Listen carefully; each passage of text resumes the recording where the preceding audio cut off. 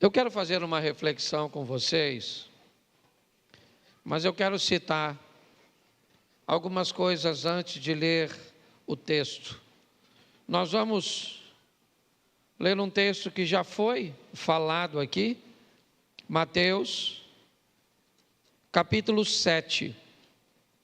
Se você já quiser ir abrindo a sua Bíblia, fique à vontade, o texto também vai aqui para a tela. Mas eu quero, antes, obrigado, irmão, de ler esse texto, eu quero fazer algumas colocações. Quando Davi deseja levar a arca da aliança para Jerusalém, é um ato nobre de alguém que tinha um interesse de honrar e de valorizar a Deus. A arca da aliança trazia consigo a representação da presença do próprio Deus. O zelo cujo qual Davi tinha era muito grande. Ele mandou fazer uma grande festa. Ele preparou 2 carros novos, escolheu os melhores bois que nunca haviam sido usados em nenhuma outra atividade. Preparou toda aquela estrutura, colocou a arca em cima daquele carro de bois, colocou homens para guardar a arca, supervisionar aquela transição da casa de Obed-Edom até Jerusalém. Mas num determinado momento, o baú, a arca da aliança, ela sacudiu pelo movimento dos bois. Não havia amortecedores, então todo o impacto, era direcionado para aquilo que o carro estava carregando. E a arca ameaçou cair. E um dos indivíduos que estavam responsáveis, então segurou para que a arca não caísse. E ele acabou morrendo no momento que tocou a arca. A intenção de Davi era a melhor. A forma cuja qual ele resolveu honrar a Deus foi bem interessante. Todo mundo bem vestido, os músicos tocando, toda a estrutura preparada. Ele só esqueceu de uma coisa muito simples, de fazer da forma correta. A arca da aliança não podia ser levada daquela forma. Ela tinha que ser conduzida nos ombros dos sacerdotes. Ele tentou fazer da melhor maneira possível, mas ele fez da maneira incorreta. Isso nos mostra que para Deus o que vale não é a intenção. Isso nos mostra que antes de fazermos algo para Deus, é muito importante que saibamos como deve ser feito. Nós tivemos uma palavra de oferta. Eu posso ofertar de qualquer jeito? Não. Eu posso dizimar de qualquer jeito? Não. Eu posso me vestir de qualquer jeito? Não. Eu posso me casar de qualquer jeito? Não. Ou pelo menos eu não devo fazer de qualquer jeito, porque eu posso trazer sobre mim uma série de consequências, uma série de problemas. Então, se vamos servir a Deus, e a tônica é unidade, onde a nossa proposta é todos trabalhando com a mesma finalidade, com o mesmo propósito, e isso também nos expõe a agradar a Deus e servir a Deus. Nós precisamos conhecer um pouco mais e entender que estamos numa batalha onde vamos enfrentar grandes oposições. Eu vou ler 2 textos, não precisa Se der para colocar, aí coloca o capítulo 3 de Mateus, e depois nós vamos ao 11. Mateus 3, 13. Depois a gente vai ao 7, que é a palavra. Preste atenção. Por esse tempo, dirigiu-se Jesus da Galiléia para o Jordão, a fim de que João o batizasse.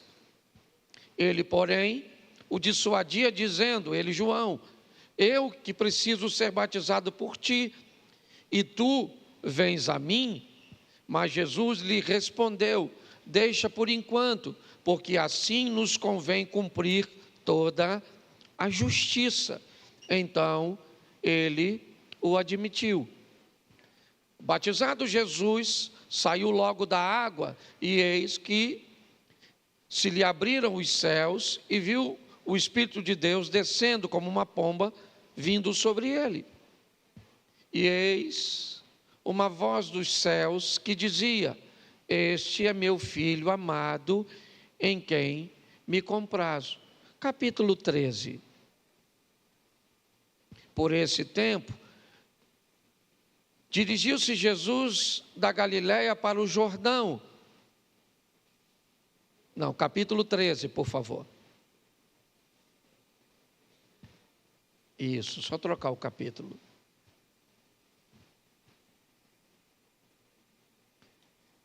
Eu preciso te mostrar isso antes.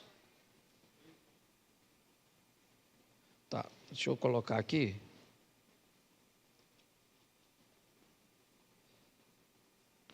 Capítulo 11, perdão. Naquele mesmo dia, capítulo 11, ora, tendo acabado Jesus de dar as instruções aos seus 12 discípulos, partiu dali a ensinar e a pregar nas cidades deles.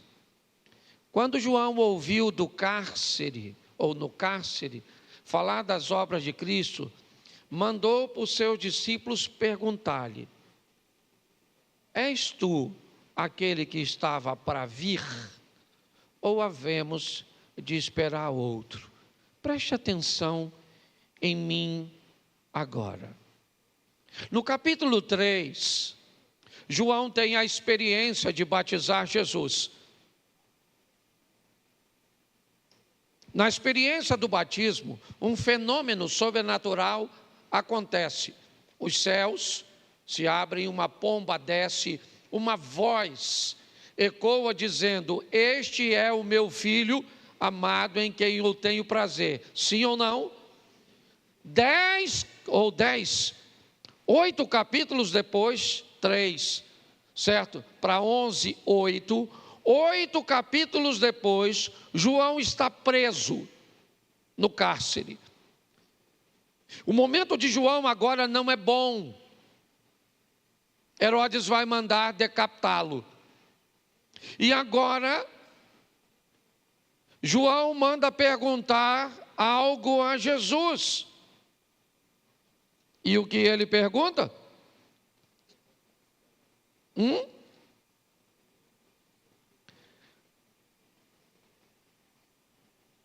Ele é o Messias mesmo? Ou nós devemos esperar outro? O homem que experimentou tudo isso, a diferença de idade entre Jesus e João Batista era apenas 6 meses. Eles eram primos de segundo grau. Isabel era prima de Maria. Quando nós olhamos para isso,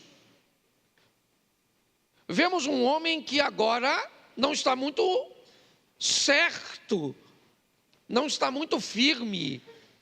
Ele manda perguntar a Jesus, mas ele ouviu a voz, ele viu a pomba, ele teve a experiência. Mas o momento dele agora não é bom.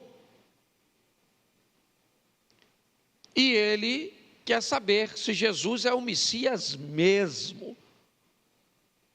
Porque me parece que o evangelho e a vida cristã não é para qualquer um. Me parece que a caminhada cristã não é uma prova de velocidade, é uma prova de resistência. Eu preciso estar preparado para hoje viver momentos bons e acreditar que Ele é Deus, mas amanhã viver momentos ruins e isso não mudar minha ótica a respeito dEle. Se eu estou vencendo, Ele é Deus; se eu estou perdendo, Ele é Deus; se eu estou feliz, Ele é Deus; se eu estou chorando, Ele é Deus; se o meu casamento vai muito bem, Ele é Deus; se não vai, Ele é Deus do mesmo jeito. Porque minhas perdas particulares não podem mudar a minha ótica a respeito de Deus. E eu estou falando nada mais, nada menos que de João Batista. Se ele viveu momentos assim, que dirá a nós em alguns momentos, e talvez hoje, seu momento não seja bom, as coisas não estejam tão favoráveis para você. Então o evangelho é algo firme, forte. E é por isso que nós precisamos estar unidos com Deus, porque nós vamos viver muitos desafios. Eu achei bem interessante o texto lido pelo Robson, porque é nele que eu vou pregar. Você já ouviu aqui que o capítulo 5, 6 e 7 de Mateus é o texto das bem-aventuranças, é o sermão da montanha. Mas no capítulo 7, Jesus vai fazer algumas colocações para preparar seus ouvintes, porque esse era seu propósito: preparar as pessoas para momentos difíceis, levar seus discípulos a conviver com tempestades e não com calmarias, levar seus discípulos a viver com perseguições, com incompreensões, com abandono, com mentiras, com falso testemunhos. Porque a função do evangelho não é apenas nos levar para o céu, isso é o mais precioso, é verdade, mas nos preparar para os embates desta terra. Então nós vamos olhar um pouco isso. Eu vou depois ler com vocês e falar do capítulo 7, a partir do verso 24. Coloca, por favor. Todo aquele, pois, que ouve estas minhas palavras e as pratica. Verso 26. Todo aquele que ouve estas minhas palavras e não as pratica. Feche os seus olhos. Senhor nosso Deus, continue falando conosco. Usa-me como um canal de bênção nesta hora. Fala conosco, Senhor. Que caia por terra toda preocupação, toda distração, toda necessidade agora, que fique em segundo plano. E que a nossa mente esteja inteiramente atenta ao que o Senhor vai ministrar sobre todos nós, em nome de Jesus. Você pode dizer amém? Isso. Jesus está conversando, deixando uma mensagem com ou para seus ouvintes. E seria muito pertinente, talvez, vindo dele, uma palavra de vitória para todos. Quem não gostaria de sentar para ouvir Jesus falar ou pregar? Ele está falando para todos, mas ele separa seus ouvintes em duas classes. No capítulo 24, ele diz: aqueles que ouvem a minha palavra. No verso 26, ele novamente diz: aqueles que ouvem a minha palavra. São todos ouvintes. Mas no 24 ele diz: os que ouvem as minhas palavras e as põem em prática. No verso 26, provavelmente são as mesmas pessoas que estavam lá, são ouvintes do mesmo jeito. A diferença do verso 26 para o verso 24 é que o grupo do verso 26, eles não praticam. Eles não vão colocar em prática aquilo que ouviram, diferente do grupo do verso 24. Isso inevitavelmente coloca todos no mesmo dia, na mesma hora, debaixo da mesma oportunidade, mas separa os resultados de ambos. O resultado do versículo 26 é diferente do resultado do versículo 24. Isso me indica que hoje aqui podemos ter a mesma coisa, que nos nossos cultos teremos pessoas do verso 24 que ouvem e as praticam, e do verso 26 que também ouvem, mas não pratica. O tempo inteiro no capítulo 7, Jesus está falando de ações diferentes. Se você observar, ele abre o capítulo dizendo: aquele que bate, se abre; aquele que pede, recebe; aquele que busca, acha. Não é isso que está escrito? Sim ou não? Sim ou não? Isso. Pede, recebe; bate, se abre, certo? Busca, acha. Será que isso é uma verdade absoluta? Será que todos que pedem recebem? Será que todos que batem a porta abre? Será que todos que buscam, eles conseguem achar? Sim ou não? Diga por experiência própria. Sim ou não? Isso. Não. Nem todos que pedem recebem, nem todos que buscam acham, nem todos aqueles que batem se abrem. Mas o que Jesus está buscando ensinar é: se você pede, você pode receber, sim ou não? Se você bate, alguém pode abrir, sim ou não? Se você busca, você pode ou não achar, sim ou não? Mas se você não pede, recebe? Se você não busca, acha? Se você não bate, se abre? Então preste atenção. O capítulo 7 vai ser um capítulo direcionado à ação, ao mover, a fazer com que as pessoas, certo, coloquem em prática. Crie um ambiente cujo qual as coisas podem acontecer. Se abrir, você vai servir a Deus? Sim. Se não abrir, você vai continuar servindo a Deus? Sim ou não? Isso. Mas é importante nós entendermos. Ele está impulsionando as pessoas e ele vai fazer isso continuamente. No capítulo 7, ele vai dizer que há duas portas, uma estreita e outra larga. E aí? Ele vai dizer que pessoas vão passar por ambas as partes, ou ambas as portas.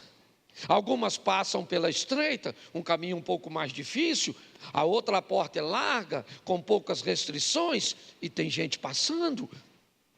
A palavra sugere que pela porta ser larga, mais acessível, o número de pessoas que passam são maiores, mas é importante entender que tem gente passando pela estreita.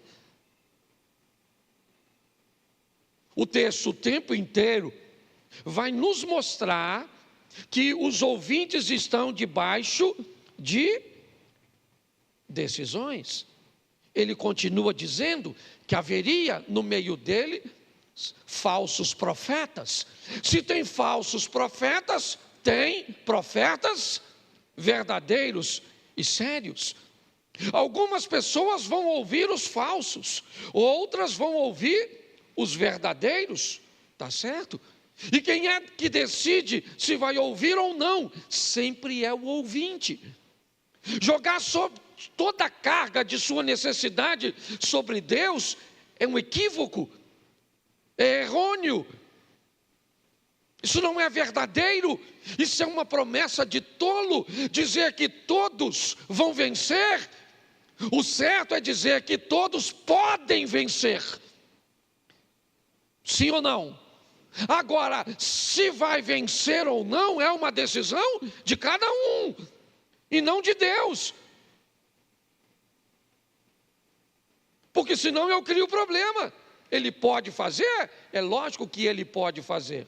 Lembra quando um homem está tão cansado de experiências negativas? Ele tem um filho que desde novo fica possesso. Um menino que requer de seus pais um alto nível de atenção.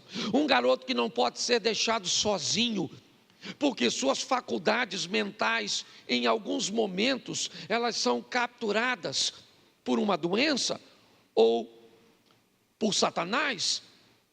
Eu não vou trazer isso com precisão aqui agora, mas é o menino que precisa sempre de supervisão. Por quê? Porque ora ele se joga no fogo, ora ele se joga na água. Este menino, ele é um menino descompensado.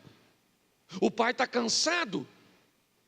Tentou aqui, tentou ali, tentou lá. Um dia ele descobriu que Jesus estava no local, foi para lá para procurar Jesus, mas Jesus não estava, mas seus discípulos estavam. Então ele pega seu menino, apresenta aos discípulos, e os discípulos então vão repreender o demônio sem sucesso. A particularidade do homem se torna um espetáculo. Sua vergonha é algo público agora. O que ele tem? Um menino dando um espetáculo para as pessoas, convulsionando, mexendo, gritando, até que Jesus chega. E quando Jesus chega, Jesus pergunta: o que é que está acontecendo aqui? Que confusão é esta? O homem então se destaca e diz: Senhor, sou eu, trouxe meu garoto. Esse menino tem um espírito imundo, onde quer que o apanha, certo? O lança no fogo, na água, ele arranja os dentes, trinca os dentes. E eu já tentei de tudo. Se o Senhor pode fazer alguma coisa, me ajude. Note que ele está tão cansado de experiências negativas, que ele está diante de quem pode e pergunta: se tu podes. Você chamaria isso de falta de fé? Eu chamo isso de experiências ruins e negativas. Com igrejas, com pastores, com amizades, com negócios, com casamento, com pais, com filhos, com remédios, com terapias. Tem pessoas que tentaram em tanto lugar, que quando vem para a presença de quem resolve, ela está tão cansada, que não é falta de fé, não. Se tivesse falta de fé, ela nem estaria aqui. Reuniu apenas o que sobrou e disse: eu vou para lá sem vontade, eu vou para lá sem jantar, eu vou para lá sem tomar banho, mas eu vou para lá porque eu ainda acredito que Deus pode fazer algo por mim. Olhe bem, quando ele diz: se o Senhor pode fazer alguma coisa por mim, Jesus olha para ele e diz o quê? Eu posso? Sim ou não? O que você acha? O que ele disse? Me ajude aí, mesmo você que não conhece o texto. Você acha que diante de tudo isso, Jesus disse: claro, meu filho, eu posso. Quem acha, levanta a mão. Isso. Jesus olhou para ele e falou assim: se você pode crer, tudo é possível que crê. Poxa, gente, o cara já estava lascado. Jesus não facilitou. Jesus disse: olha, mesmo com tudo para te desanimar, eu preciso te dizer uma coisa: pegue o restinho da força que te sobrou e coloque de pé e haja. Você está entendendo? Porque eu posso fazer, então não vem para cá me apresentando. uma situação difícil que pode ser difícil para você, para mim não é. Você consegue entender? Nós precisamos nos fortalecer, entender que a coisa não é tão fácil como nos disseram, e que depende muito mais de nós do que do nosso Deus. Então tem falso profeta, sim ou não? Mas tem profeta verdadeiro. Tem porta larga, sim ou não? Mas tem porta estreita. Tem gente indo pela larga, sim ou não? Mas tem gente aí indo pela estreita? Tem gente batendo? E tem gente que não bate? Tem gente que faz e tem gente que não faz. Você precisa definir que grupo você vai fazer parte. E agora sim eu quero começar a pregar.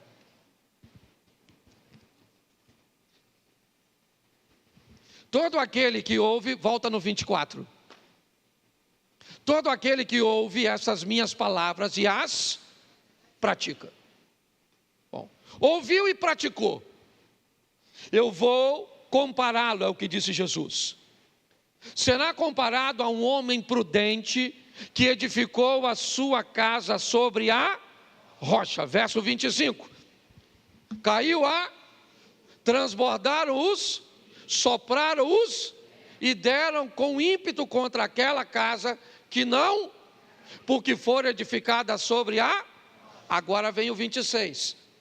Todo aquele que ouve essas minhas palavras e não as pratica, será comparado a um homem insensato que edificou a sua casa sobre verso 27, caiu transbordaram sopraram e deram com ímpeto contra aquela. Coloca o verso 25 de novo.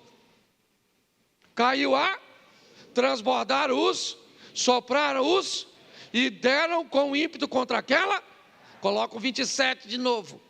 Caiu transbordaram sopraram os ventos e deram com ímpeto contra aquela. E ela, sendo grande a sua, isso. Nós temos dois grupos. Tá certo? Aqueles que vão obedecer, e agora você que obedece e faz tudo certinho, vou te dar uma notícia: não tem luta, não tem chuva, não tem vento, não tem rio, não tem nada, você tem uma vida fácil, porque a obediência deixa você imune. Verdade ou mentira? Isso. Tem chuva para quem obedece? E tem chuva para quem não obedece? E tem rios para quem obedece? Ou torrentes? Tem torrentes para quem não obedece? Tem vento para quem obedece? E tem vento. Eu achava que não tinha. Eu estou falando sério, quando eu comecei eu pensava, se eu botar a minha vida, sabe, fizer tudo certinho, é só aguardar que vai dar tudo certo. Mas não. Aqui diz que a luta que vem para o obediente, vem para o desobediente. Esse dia alguém falou assim comigo: roubaram o carro de fulano. Também? Era macumbeiro, pastor. Eu falei: era, rapaz. Roubaram o carro do macumbeiro. Aí eu parei, porque eu sabia, né? A gente sabe o que a pessoa está. Aí eu parei, ele falou: o que foi, pastor? Eu falei: roubaram o carro de 3 irmãos lá na igreja esse ano passado. Será que eles estão na macumba? Não, porque tem gente que o desemprego só vem para quem não é crente. A crise no casamento só vem para não é crente. A doença só vem. Ô meu filho, a Bíblia diz que o sol que nasce para o justo, nasce para o injusto. O que eu aprendi nessa vida, certo? É que quando o sol está quente, meu filho, alguns podem usar Ray-Ban. É só isso. Mas o sol vem para todo mundo. Então a dificuldade é para todos. A diferença é que tipo de relacionamento eu tenho com Deus. Ele é sobre rocha. Então se ele é sobre rocha, ele está firme, vai ventar, as torrentes vão vir, as chuvas vão vir, mas eu vou ficar de... Isso aí. Você vai brigar no seu casamento, você vai ter vontade de matar sua mulher, ou você vai ter vontade de matar seu marido, você vai falar que essa praga que eu casei com essa rapete, que essa mulher, essa sogra minha parece que vem direto com a vassoura dos infernos, do quinto, do quarto, sei lá de onde, qual é a categoria. Mas você fala, um dia ela vai morrer, Senhor, ou sei, e sem a minha ajuda, mas eu não vou até o fim, certo? Não, é verdade. Tem dia que dá vontade de você fazer tanta coisa. Tem dia que dá vontade de você desistir mesmo não tendo nada. A vida é engraçada. Entende? Porque é assim que funciona. Você é gente. E pode orar, botar o joelho, a boca no chão, a língua no pó. Pode botar tudo que a luta vai vir para tu. Se Jesus, a luta veio para ele. E ele conversou com Deus. Olha bem, não sei nem como é que é isso. Eu não sei, tem coisa que tem texto bíblico que eu não consigo entender. Certo? Né? Aquela mulher de Marcos 7, 24, que a filha dela estava possessa. E Jesus chamou ela de cachorro, lembra? Ela falou, Senhor, o Senhor não podia libertar minha filha? Ele falou, eu não vim aqui para os cachorros. Eu imagino se fossem os irmãos aqui da igreja. Tinha saído da igreja de Jesus. Não quero mais o Senhor como pastor. Certo? Jesus endureceu para ela, sim ou não? Mas estava dando uma lição em quem? Nos discípulos. Escute o que eu vou falar com ela e veja que essa mulher não vai embora, porque ela tem algo mais precioso. A filha que precisa de um milagre em casa. Você está entendendo? Porque o evangelho é para gente resistente, meu filho. Você vai ouvir muita coisa aqui que não gosta. Tem muita coisa na sua vida que vai dar errado. E não está feliz, vá para o inferno. Só tem 2 caminhos. Não estou mandando você ir não, só estou fazendo uma... Lógico, sou pastor, quero que você vá para o céu. Mas tem uma turma que não vai, a gente fala, vai. Esse dia o cara falou, pastor, ele falou mesmo comigo. Eu tenho que ir para o inferno mesmo, que eu sou mau. Falei, meu filho, os cargos de mal no inferno já está tudo preenchido. Você lá vai ser a Cinderela. Falei com ele. Então, aprenda uma coisa nessa vida, meu irmão. 1000 cairão ao teu, 10.000 cairão à sua, mas você vai ficar de pé. E não é porque a vida para você é fácil, não. É porque você está ao lado do Senhor. A vara e o cajado do Senhor é o que te sustenta. Então Jesus está explicando isso aqui, certo? Quem obedece, escuta as palavras, vem a chuva, vem os rios e vem os ventos. Sim ou não? E para quem não obedece também vem do mesmo jeito. A diferença é que a casa que está sobre a rocha se mantém de isso. O que indica que na luta a diferença não está no inimigo, mas sim na estrutura do indivíduo que está batalhando, que está pelejando. Entendeu? Então, o diabo, ele vai usar as armas dele, certo? E se tem uma coisa que o diabo sabe fazer é trabalhar. Trabalha bem. Só que eu comecei a me perguntar, que rocha era essa? Aliás, alguém sabe me dizer o que é a areia? Quando as ondas batem nas rochas, elas tiram das rochas fragmentos. Esses fragmentos minúsculos de rocha formam o quê? Isso. Então preste atenção, quem vai construir sobre o mesmo material. A fé. A diferença é que a fé é sólida, para alguns firme, estruturada, e para outros nem tanto. Ela é fragmentada. Dizer que você está aqui e não tem fé, eu estaria brincando com você. Não pode, todo mundo que está aqui tem fé. A densidade dessa fé que você tem é que talvez não seja tão firme para você parar de fumar, para você parar de beber, para você parar de se prostituir, para você parar de mentir. Talvez a sua fé, a fé que você tenha, ela não seja tão, densa ou intensa, a ponto de que você consiga resultados mais satisfatórios. E pelo que eu entendi, aqui, isso depende muito mais de nós do que de Deus. Porque no que depender de Deus eu não vou ganhar. No que depender de Deus eu já ganhei. Amém? Isso. Agora, isso depende de mim. É assim que funciona. Eu não consigo mudar meu comportamento, eu não consigo esquecer isso, eu não consigo esquecer aquilo. Então eu preciso entender que nós estamos nessa batalha. E se eu quero vencer, eu preciso me fortalecer. É isso.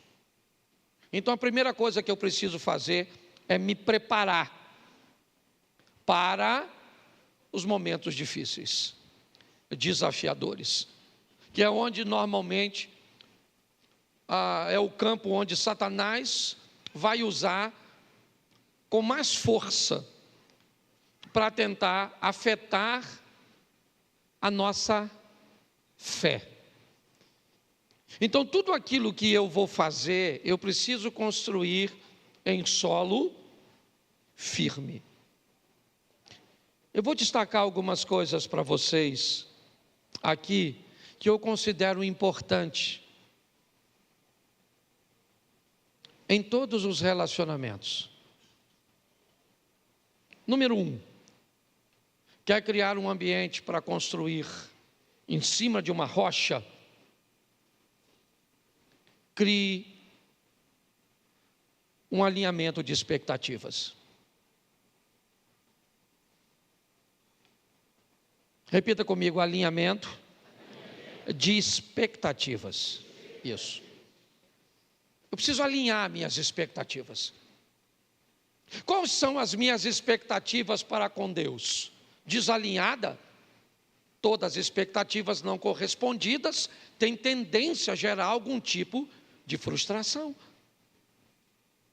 Se você não faz um alinhamento de expectativas com Deus, você pode entrar para a igreja e não conseguir ficar muito tempo, porque suas expectativas não estão alinhadas. Monte uma sociedade sem um alinhamento de expectativa. O que você quer desse negócio? Quanto você quer desse negócio?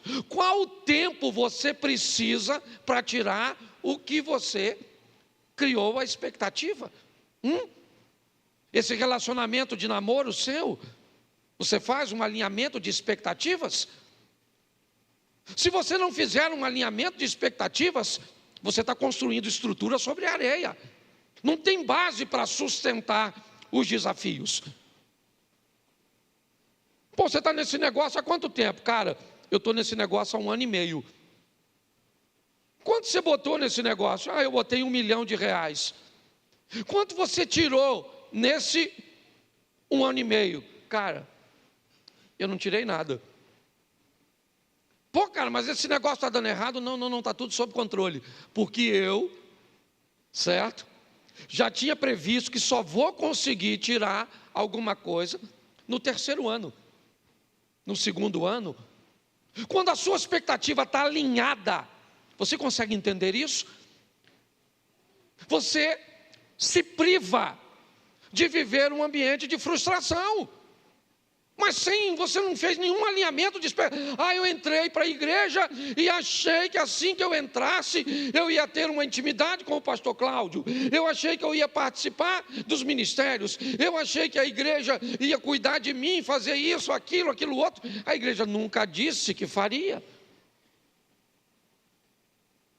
Mas você tinha a expectativa de se casar e que seu casamento ia ser desse jeito, que seu marido ia ser desse jeito, que sua esposa ia ser desse jeito, e aí ela não foi. Você imaginou que a sua vida com filhos seria desse jeito e não foi? E você imaginou que ia trabalhar em tal lugar? Tá bom. Mas você não foi capaz de fazer um alinhamento de expectativas?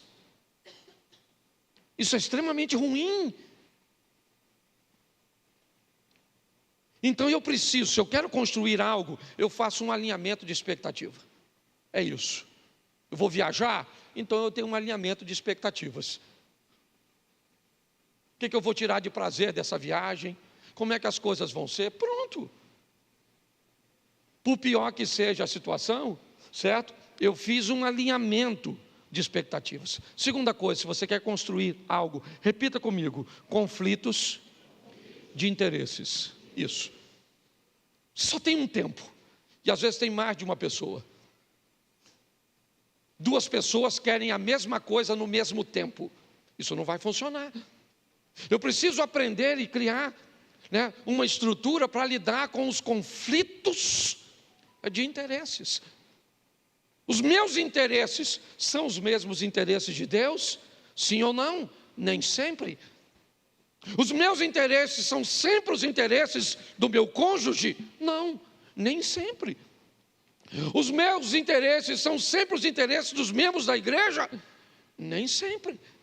Os meus interesses são os mesmos interesses dos meus vizinhos? Nem sempre. Então, como é que eu sobrevivo a um conflito de interesses? Se eu não aprender a lidar com isso, eu vou ter sérios problemas. Eu não vou ter amigos, eu não vou me dar bem com vizinhos, eu não vou me dar bem com amigos de trabalho, eu não vou me dar bem com meus filhos, com meus parentes, eu não vou me dar bem com ninguém, porque eu não sei lidar com conflitos de interesses. Eu quero viver bem e ter uma estrutura firme. Aprenda a lidar com resíduos, gestão de resíduos. Tudo aquilo que eu faço, tudo aquilo que me acontece, deixa resíduos bons ou ruins na minha vida. Eu tenho muitos resíduos, sabe? De 10, 15, 20, 30, 40 anos. Resíduos que não são orgânicos, que volta e meia eles saltam novamente. Eu tenho que lidar com lembranças de abandono, lembranças de rejeição, lembranças de traição, lembrança de vergonha, de humilhação. Eu tenho que lidar com isso. São resíduos. Alguns resíduos, eles são orgânicos, biodegradáveis. Basta deixar uma semana, 2, 1 mês, 2, eles vão desaparecer, eles somem, certo? Com a ação do tempo. Outros não. Não é assim que funciona. Jogue a água dessa garrafa no chão e é só uma questão de tempo até ela desaparecer, ou por ser sugada pela terra, ou por virar vapor.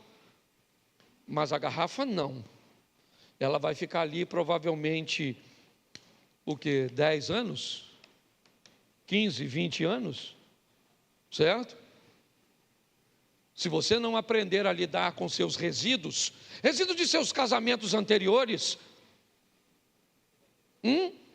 resíduo daquilo que alguém fez com você publicamente e te humilhou na frente de todo mundo, resíduo do que uma outra igreja fez, do que um outro pastor fez, resíduo de que algo aconteceu com você, eu não sei. Mas se você quer viver uma vida firme, descubra que tudo que você vive deixa em você resíduos. E alguns são bem desagradáveis e ruins, que podem se manifestar com comportamentos que você odeia, mas não consegue controlar. Por quê? Porque não sabe gerir resíduos. Jesus não tinha problema com isso. Ele sabia que Judas ia o trair. Nem por isso o proibiu de sentar à mesa.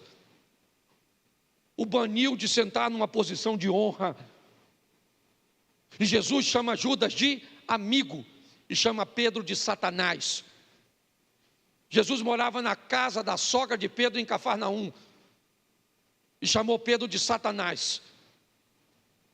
E chamou Judas de amigo, porque para Jesus, Judas, quando o traiu, o aproximou de seu propósito. Pedro, quando o repreendeu, o afastou de seu propósito. E Jesus está dizendo: todo aquele que me aproxima do meu propósito não é meu inimigo, é meu amigo, mesmo que não me faça coisas aparentemente muito boas. Eu preciso ser forte para entender isso. Às vezes você vai ter que viver ou que conviver com pessoas que fizeram coisas para você que não são agradáveis, principalmente de efeito imediato. Eu preciso, se eu quero viver uma vida firme, eu preciso ter um alinhamento de expectativas, eu preciso aprender a lidar com o conflito de interesse, eu preciso ter gestão de resíduos, eu preciso aprender quais são meus direitos e quais são meus deveres. Eu tenho direitos como pastor, mas eu tenho deveres. Eu tenho direitos como marido, mas eu tenho deveres. Eu tenho direitos como pai, mas eu tenho deveres. Meu filho mais novo tem 30 anos. Felipe está no sul fazendo um curso. Mas ele mora na minha casa. E se passar de meia-noite, eu ligo. Ligo falando com um homem, obviamente. E aí, filhão, tudo bem? Não chegou até agora, o que houve? Está por onde? Está tudo certo? Mas é meu direito. Mora na minha casa, come do meu feijão. Eu sou dessa época. Direitos e deveres. Você sabe o seu direito como esposa? Mas você sabe o seu dever como esposa? Você sabe o seu direito como pais? Mas você sabe quais são os deveres como pais? Seu filho é pequenininho, ele sabe o que é direito e dever? Ou ele só sabe o que é direito e não sabe o que é dever? É isso? É assim que funciona? Então você não estabelece para seu filho nada de deveres, certo? Ele não sabe nada sobre respeito ao próximo, ele não sabe nada de protocolo, certo? De convivência em ambiente coletivo, ele não sabe nada sobre relacionamento interpessoal. E se você traz seu filho para um ambiente público e ele se comporta mal, e alguém chama a atenção dele, você entra em cena. Como é que as coisas funcionam? Eu preciso entender isso. Porque quando eu sei direito e dever, eu estou firme na rocha. Eu entendo sobre gestão de resíduos, tá bom. Então tá certo. Eu preciso lidar com isso. Aprender a lidar com isso. Eu não sei se eu já falei isso aqui, se eu falei, você vai ouvir de novo. Há um tempo atrás, alguns anos atrás, eu não queria vir mais para a igreja. Eu não queria tomar banho. Eu não queria. Eu não estava afim. Certo? Isso durou uma semana, durou 2, durou 3. Eu comecei a descobrir que eu estava entrando num ambiente depressivo. Nós temos uma amiga, ela é psicóloga, um amigo, o marido dela é psiquiatra, é psicanalista, certo? E a Mary ligou e pediu socorro. Ele falou: venha para cá. Os dois vieram para o sítio. E aí ela me fez uma pergunta: me conta a sua história, pastor. E eu comecei a contar a minha história. Minha mãe ficou grávida com 14 anos, e aquela coisa toda, e aquilo, e eu fui me dado por uma família, eu fui dado para outra, eu fui dado para isso, e vi aquilo todo, e mudava daqui, mudava para lá, mudava. E aí, depois que eu contei minha história toda, ela me disse que eu tinha um problema com abandono, com rejeição. E que agora, como pastor de uma igreja, todas as vezes que alguém saía da igreja, eu sentia, ativava o gatilho do abandono e da rejeição. Quando alguém ia embora, não interessa por que fosse, saía da igreja, eu sentia rejeitado pela pessoa, eu me sentia, então aquela dor vinha. E como é que um pastor, se igreja todo dia chega gente, todo dia vai gente embora, e aí eu descobri que eu tinha um problema com gerenciamento de resíduos, uma coisa lá do meu passado, entendeu? Me fez ter um relacionamento com Deus, principalmente, muito instável. Naquela situação, vocês que lidam com isso, sabem, tem dia que você levanta e quer até morrer. E não pensa que isso é coisa de quem tem demônio, não, porque o profeta Elias não tinha, não, viu? O profeta Elias era assim com Deus, ó. Matou 450 profetas, ainda tinha mais uns 400 de Azera. O cara era fera, matou e pedia para cair fogo do céu. O cara era fantástico. Sabe o que aconteceu? Uma mulher ameaçou ele, falou: amanhã eu mato você, Elias. O cara que matou 450 homens, maluco, chefe de grupo de extermínio, vai ter medo de uma mulher? Sim ou não? Sim. Sim. Saiu correndo da mulher, da Jezabel. Correu, entrou numa caverninha e falou: Senhor, Jezabel quer me matar. Eu quero morrer. Ele queria morrer? É lógico que não, porque Jezabel estava a fim de matar ele. Se ele quisesse morrer, voltava lá, Jezabel matava, Deus terceirizava o serviço e estava tudo certo. Ele queria morrer, sim ou não? Mas pediu para morrer? Mas queria? Mas pediu? Igual nós. De vez em quando que a vida está ruim, você fala: Senhor, eu podia voltar hoje. O que você está pedindo? Para morrer? Que ele não vai voltar hoje, que ele tem que salvar um montão de gente. Então você não é Mulher Maravilha não, dona. Nem corpo a senhora tem para isso. Tá certo? Então a chapa é quente, o bagulho é doido. Eu falo aqui, nós somos carioca, se cair, cai atirando, mas vamos embora. Entende? Porque a vida é desafiadora, então você tem que aprender a lidar com isso. Gerenciamento de crise. Tem gente que não sabe. Eu sou da geração X, né? Que agora tem letrinha para botar na geração. Então eu sou da geração dos anos, né? A turma dos 80 e alguma coisa ali, que nasceu, é chamada geração X, aquela que nasceu por pau. Eu não é mente, olá, tardia. Quem aqui furou o pé com prego? É isso aí, tudo tem mais de 30 e pouco. É isso aí, hoje prego não fura mais. Não fura mais. Ou seja, você já viu hoje alguém com tétano? Não tem mais, mentiolate não arde. Não tem mais nada, não tem. Certo? Pode olhar. Ok? Seu pai falava: levanta, vagabundo. Vamos embora trabalhar. Chamava você o quê? Se você fala gordinho, rolho de poço, chupeta de baleia. Chamava tudo na escola, sim ou não? Testa de marquise. Chamava ou não chamava? E você tinha algum problema com isso? Nada. Tinha nada. A turma firme, forte. Não é? Aí veio aí a geração milênio, a geração Y. Porque agora tudo tem letrinha. Essa geração não grita com eles, não manda eles fazer nada, que eles se aborrecem com tudo. Me deixa. Não me sufoca. Por isso que eu quero sumir. Falava com sua mãe. Quem aqui tem mais de 40 e lembra da sua mãe chorando, perguntando para você assim, ó: você me ama?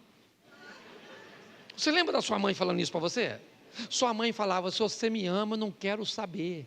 Você que me respeita, que eu desço o cacete em você. Chamava o conselho tutelar, ela falava: eu bato no conselho tutelar, no Alexandre de Moraes, no Maduro, no Verde, eu bato em todo mundo, no líder do Hamas. Para pensar. E nós somos pastor, estamos vivendo com essa turma toda. Esse grupo aí, eles, se você pressionar, eles não faz. E se você não pressionar, aí é que não faz mesmo. Aí é que não faz mesmo. Mas tem uma pior, que é essa tal de Z. Pastor, o que é isso? Isso aí é gelatina. Eu não sei nem o que eles são. Aí como é que vai ser crente? Não pode levar um fora de uma menina.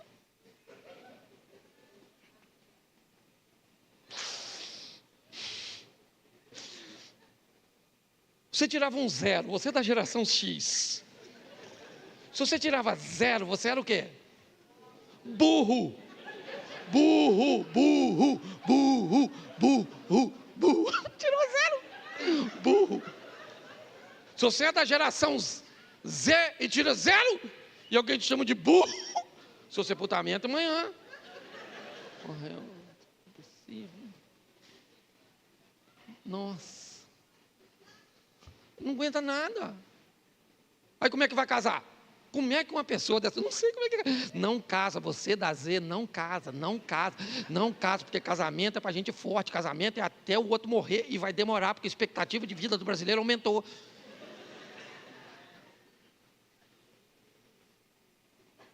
Eu estou falando sério.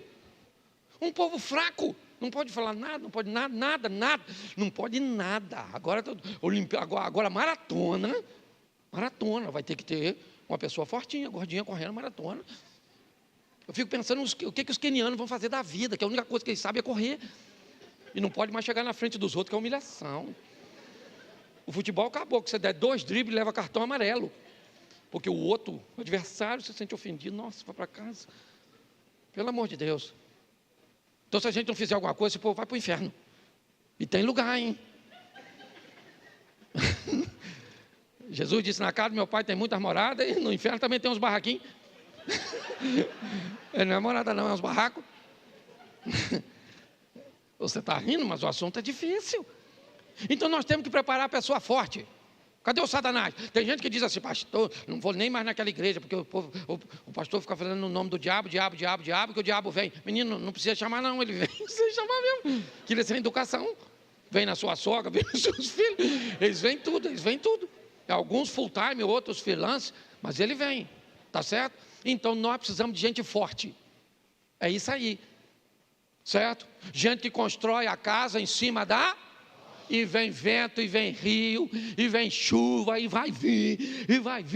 E quanto mais você resiste, parece que mais forte o troço vem. E você? Você está lá. Lutando. Parece um lutador de MMA.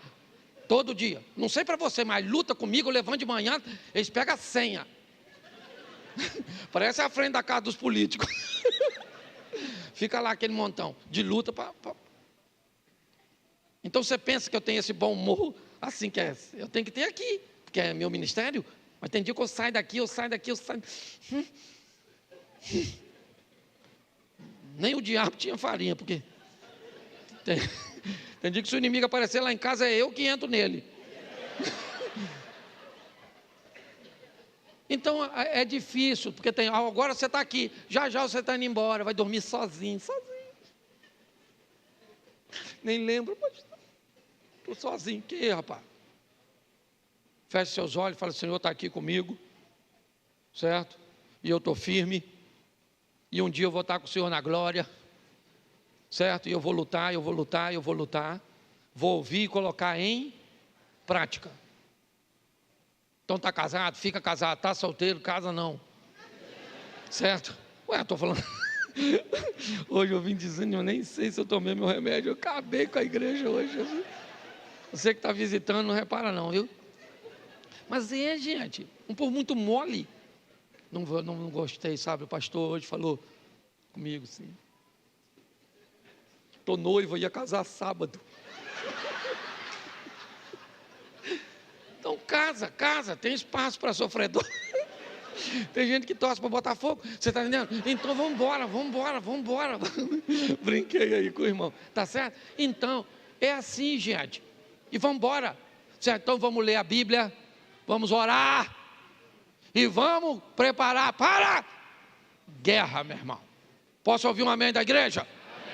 Então você fica de pé e fala assim: soldado, vamos para a guerra. É isso aí.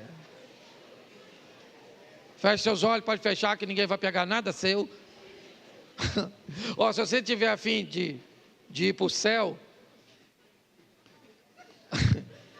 agora mudou, antes tinha uma sala, está ficando tão difícil ir para o céu. Para você ter noção, está ficando tão difícil ir para o céu, que até a sala que era ali para ir para o céu, botaram mais longe, não fui eu não. Agora é atrás aqui, você sai aqui, vira assim à direita, à esquerda, lá no cantinho tem uma porta de vidro, vai ter uma sala climatizada para orar por você. Pastor, eu quero voltar para Jesus, eu quero receber Jesus pela primeira vez, eu quero só saber quais são os horários de culto. Pastor, eu quero saber o dia que o senhor não está pregando para minha filha. Você pode dar um pulinho lá que alguém vai orar por você, tá certo? Agora, se você quer ir para o inferno, manda lembrança para o chifrudo, porque nós não estamos afim de não. Então a sua vitória não depende de Deus e também não depende de Satanás não, viu? Porque ele não vai afrouxar não, ele vai continuar lutando. Agora segura na mão do Senhor, se fortalece nele, na sua palavra, no poder da oração, certo? E com certeza você se tornará invencível. É assim. Feche seus olhos. Pai, muito obrigado por essa noite, que todos nós que ouvimos a mesma coisa, possamos firmar os nossos pés na rocha, numa estrutura inabalável. Sabemos que isso não nos deixará imunes aos ataques, às ciladas do inimigo, mas sabemos que no Senhor nós vamos vencer. Toma os nossos negócios, toma o nosso emprego, toma o nosso casamento, toma os nossos filhos, os nossos netos, os nossos bens, mas mais do que tudo, Senhor, fortalece a nossa fé, que não venhamos nos perder, ó Deus, e jamais desistirmos. Não somos daqueles que retrocedem, somos daqueles que vão adiante para a conservação da alma. Continua conosco, Senhor, nessa caminhada. Leva-nos aos nossos lares, guardado por tuas boas mãos poderosas. Que o grande amor de Deus, o nosso Pai, a graça de nosso Senhor e Salvador Jesus Cristo e as doces consolações do Santo Espírito de Deus seja para com todo o povo do Senhor, e todos digam